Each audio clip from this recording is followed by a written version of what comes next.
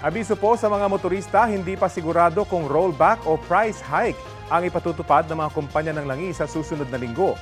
Sa estimate ng Oil Industry Management Bureau ng Department of Energy, posibleng rollback na hanggang 20 centavos kada litro o price hike na hanggang 20 centavos kada litro ang ipatutupad sa gasolina. Sa diesel naman, posibleng may bawas presyo na hanggang 10 centavos o taas presyo na hanggang 30 centavos kada litro. Rollback naman ang nakikita sa kerosene na 20 hanggang 30 centavos kada litro.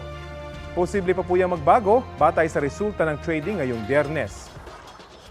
Ayon sa DOE, nagpamura sa presyo ng langis sa mga mas mahinang demand sa China at Amerika. Pero nagpamahal din ang tumaas na demand sa South Korea at agam-agam dahil sa kaguluhan pa rin sa Middle East.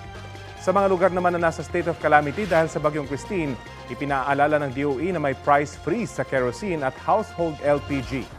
Ibig pong sabihin, hindi pwedeng magtaas ng presyo ng 15 araw matapos ang deklarasyon. Gumuho ang pinagsamang bato at putik sa gilid ng isang bundok sa Natonin Mountain Province. Naitala ang mudslide at rock slide sa kabanang junction ng Talubin Barlig, Natonin Paracelis, Calacad Road sa Barangay Banawal. Ang isang sasakyan nga napaatras na lang dahil sa pagguho.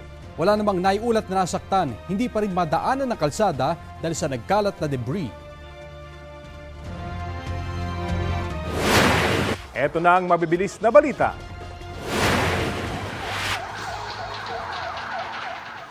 Sa kasagsagan ng pananalasa ng Bagyong Christine kagabi, nagkasunog sa isang residential area sa Barangay 6 sa Pasay.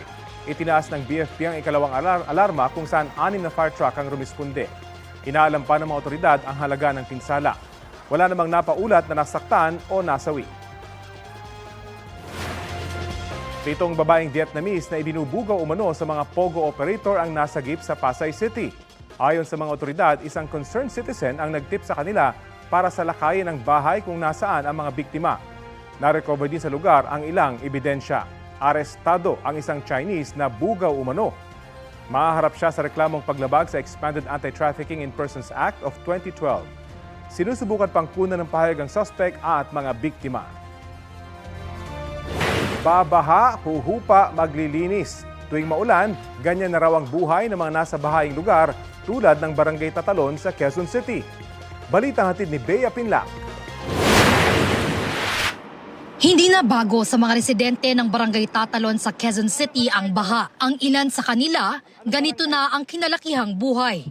Tuwing umuulan at bumabaha, likas, balik, linis na ang kanilang nakasanayan. Mag-aalas 2 na madaling araw, tumila na ang ulan. Pero perwisyo pa rin dito sa Araneta Avenue sa Quezon City ang baha. Doon sa Barangay Tatalon, abot bewang pa ang baha. Kaya ang ilang residente kinailangang sumakay ng bangka.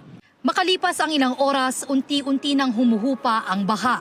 Nagsimula ng linisin ng ilang residente ang mga bahay nilang pinasok ng maitim at maduming tubig. Nakakapagod naman na din po sa kumilos-kilos ng ganito. Kasi sanay naman na rin po kami. Sanay na kami dito simula nung pa kami ng bata. Kaya hindi talaga maiwasan na darating yung pagsubok na ganito na babahain kami. Tapos okay lang naman po. Si Gemma naman galing pa sa evacuation center. Nilusong na niya ang baha para makapagsimula ng maglinis bago umuwi mamaya ang mga batang kasama niya sa bahay. Bahain daw talaga sa lugar nila, kaya kabisado na nila ang gagawin tuwing masungit ang panahon. Pag umulan, alam naman namin kalakaran, mabaha.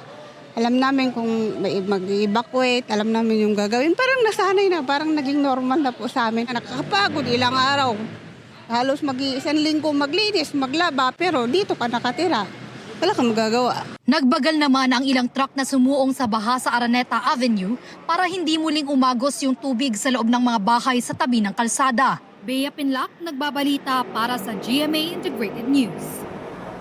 Mga mare at pare, buhay na buhay ang diwa ng bayanihan, lalo na sa oras ng pangangailangan. Gaya na lang ng kabayanihang ipinamalas ng ilang grupo para tulungan ang mga nasalanta at stranded dahil sa Bagyong Christine. Balitang hatid ni Ian Cruz. Sa bagyong mapaminsala, may mga buo ang pusong tumulong. Ang nagbigay init sa malamig na panahon, sa Albay, Sorsogon, Camarines Norte at Camarines Sur, volunteers ng Community Pantry Philippines. Kasama nila ang iba pang volunteer groups sa pamamahagi ng hot meals. Maging ang mga stranded na motorista may naramdamang kaunting ginhawa. Bali, 2 araw, 2 gabi na po kami dito. Milya-milya ang kanilang pasasalamat sa mga Good Samaritan. Para lang makapag-share ng blessing. Kasi kung just in case kami yung na-stranded, ito rin yung hahanapin namin, pagkain. Sa C5 Road sa Calapan City, Oriental Mindoro, halos 200 ang hindi umuusad na truck, bus at iba pang sasakyan. Kaya ang grupo nina Marina Net Jeronimo, Pantawid Gutom, ang ipinamahagi sa pamamagitan ng kanilang Kitchen on the Go. Simpleng tulong man, ito ang buhay na diwa ng Filipino bayanihan. Ian Cruz nagbabalita para sa GMA Integrated News. Patuloy ang paghahatid ng tulong ng GMA Kapuso Foundation sa mga kababayan nating nasalanta ng Bagyong Christine. At makakapanan natin si GMA Kapuso Foundation Executive Vice President and COO Ricky Escudero Catibo. Salamat po sa pagpapaunlak ng panayam sa Balitang Hali. Hey Rafi, good morning. Opo, saan mga lugar na po yung naabutan ng tulong ng GMA Kapuso Foundation at target pa na mabigyan po ng tulong? Simultaneous deployments tayo, report lang natin kung saan na tayo ngayon. Right now, yung team ng GMA Kapuso Foundation na nasa Quezon, katatapos lang nila ng isang distribution, nandun na kami sa Katanawan, medyo malalim pa rin ang baha doon, And then tuloy-tuloy tayo kasi kahapon nandun tayo sa Lopez. So ngayon nasa Katanawan, Quezon tayo. Both of those areas are badly hit, So magsistay tayo doon hanggang sa maubos natin yung dala natin na relief goods. Ngayon, yung team natin na pinaalis natin para makapunta sa Bicol, nandun sila ngayon sa Sipokot. Alam mo, Rafi, hindi pa rin makalusot ang aming truck, ang aming malaking truck, dala-dala ang relief goods, good for 1,800 families. Hindi kami makalusot dahil sa sobrang lalim pa rin ng baha. At saka merong ilang mga tulay dun sa daan na nasira. So hindi kami makalusot. Pero nag-aantabay kami with the help of the 9th Infantry Division, hopefully makalusot kami. Ngayon, right now, katatapos lang ng GMA-KF with unang hirit na mag-distribute sa Lipa. Akalain mo, pati ang Lipa, binahana. Ngayon, right after, magpupunta naman kami sa Bawan at saka sa Lemery kasi napaka-lalim din ng baha doon. At kasama naman namin yung mga sundalo ng 59th Infantry Battalion ng 2ID. Ngayon, yung GMA-KF team na papuntang Nueva Vizcaya, right now, nandun na sila, I think, mangangalhati na sila. Kasi by 7 p.m. expected na darating na sila doon. Sa Isabela at saka sa Cagayan. Magdi-distribute tayo sa Cagayan at saka sa Isabela at alam nyo naman, kagagaling lang doon ni Christine kagabi. Magre-repacking tayo at saka feeding tayo ng Sabado, distribution ng Sunday. So ang GMA Kapuso Foundation, all our teams are concentrated on this effort. At saka Rafi, I want to take the opportunity to please appeal to everybody who is watching Balitang Hali na makilahok ho sa aming telethon at mag-donate dahil masyadong maraming probinsya ho at mga katauhan ang sabay-sabay na apektado. Yun na nga So po, kailangan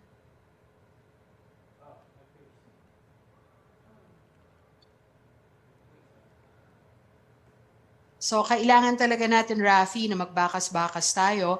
Ang GMA Kapuso Foundation po, tuloy-tuloy ho yan until next week. We are planning a second and third wave for Bicol. And, in fact, mag-airlift na ho tayo ngayong weekend kasi masyadong matagal ho yung inaantay ng mga teams natin para bumaba yung baha. So mag-airlift na ho tayo this weekend.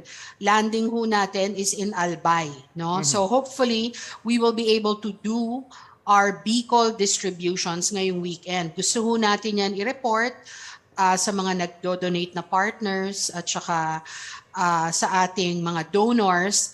At para alam niyo ho na talagang gumagalaw ang GMA Kapuso Foundation para makarating ang tulong na binahagi ninyo. Opo, yun na nga po, napakalawak na epekto ng Bagyong Christine mula Northern Luzon hanggang Southern Luzon. Kumusta naman po yung magiging supply ng ating mga relief goods na manggagaling dito po sa Maynila at yung distribution? Nabanggit nyo yung airdrop, talagang humahanap na ho kayo ng iba pang mode of transportation para maparating itong mga relief goods sa mga nangangailangan. At of course, yung mga stranded po sa mga kalsada na mga ilang araw nang hindi kumakain, meron ho kayang po pwedeng maitulong sa kanila ang GMA Kapuso Foundation?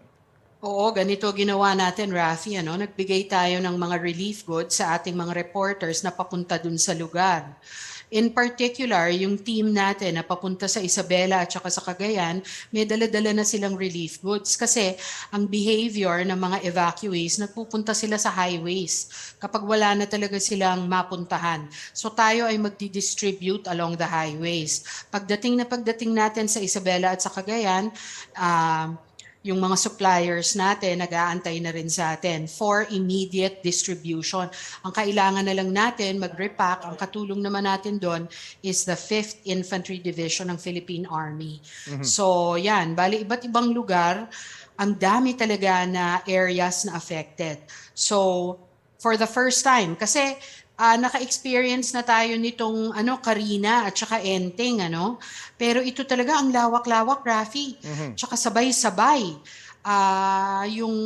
yung epekto ng baha. So talagang nag-deploy tayo from the south up until the north. And hindi tayo titigil ngayong weekend, tuloy-tuloy ang distributions hanggang next week.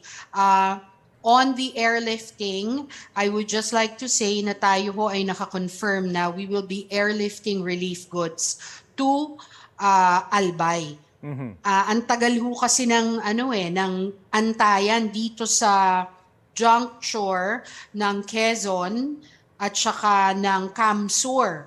So, meron na ho tayong malaking truck dyan. Magdadala ho sila ng relief goods papunta sa Camsur. Yun nga lang, ang wait period namin, magdadalawang araw na kami dyan, Rafi. So kaya naghanap kami ng paraan at ito na nga yung we will airlift relief goods this weekend. Kasi mukhang that is the quickest way, going to Albay. Kasi marami rin ang affected sa Albay. May mga lugar pa po bang hindi marating o kayo nagre-report sa inyo na hanggang ngayon ay wala pa silang nakukuhang ayuda dahil hindi madaanan yung mga tulay o kalsada? Meron, Rafi. Ang nag-report sa amin dito is Lieutenant General Dong Palafox ng Southern Luzon Command ng AFP at sinasabi niya, meron daw munisipalidad sa Albay, hindi daw ma-reach, cut off. So, sisikapin natin na maabot yung lugar na yon kasi naaawa tayo dun sa mga tao na nandun. Baka mamaya gutom na sila, no? Oo nga po. Mag-aano na tayo dyan, mag-aapat na araw na tayo. So, ang worry ko dyan, nauubos na rin yung mga pre-positioned relief packs ng DSWD. So, kaya talagang nagmamadali kami na makapasok na talaga ng Bicol kasi nasa pang-apat na araw na tayo, Rafi. Baka mamaya nauubusan na sila ng supplies doon. Opo, muli po sa mga kababayan nating nais magpaabot ng tulong at donasyon sa pamamagitan po ng Kapuso Foundation, lalo na yung mga in-kind donation. Ano pong paalala ninyo? Sa in-kind donations, tumatanggap din po ang GMA Kapuso Foundation. I-drop off nyo yung mga in-kind donations nyo dito po sa GMA Kapuso Center. Sa kanto po yan ng Samar Avenue at saka GMA Network Drive. Isang paalala lang po, huwag po tayo magbibigay ng mga food items na mag-e-expire na ho. Kawawa naman ho yung mga biktima nitong bagyo na ito. Let us make sure na yung mga i-drop off natin na bigas at saka mga delata is 6 months or above ang expiry period, no? para walang danger sa mga makakatanggap nito. Ngayon, we also accept new clothes, Rafi. Bagong mga damit, wag na ho old clothes kasi minsan nasisingitan tayo ng mga damit na may mga butas na. Again, kawawa naman ho yung mga evacuees natin. We have to give dignity to the evacuees. Opo. So nandito ho yan. Tayo ho ay tatanggap until 4 p.m. Bukas din ho, Sabado, bukas ang GMA Kapuso Foundation to accept both cash and in-kind donations dito sa office natin sa GMA Complex. Nandito yan sa kanto ng Samar Avenue at saka GMA Network Drive. Rafi, I also want to invite everybody, please makilahok ho tayo sa telethon na ginawa ng GMA Network. Nandyan ho nakapost lahat ho ng mga donation portals ng GMA Kapuso Foundation. At promise ho namin sa inyo, pag naipon ho natin yan, gagawa ho tayo ng more relief operations as well as developmental infrastructure projects. Kasi Rafi, ayon sa Department of Education, over 200 classrooms ang nasira. Dito lamang sa latest na bagyo na to kay Christine. Okay, so talagang maraming tulong ang kakailanganin. Maraming salamat po, GMA Kapuso Foundation Executive Vice President and the COO Ricky Escudero Katibog. Salamat din, Rafi.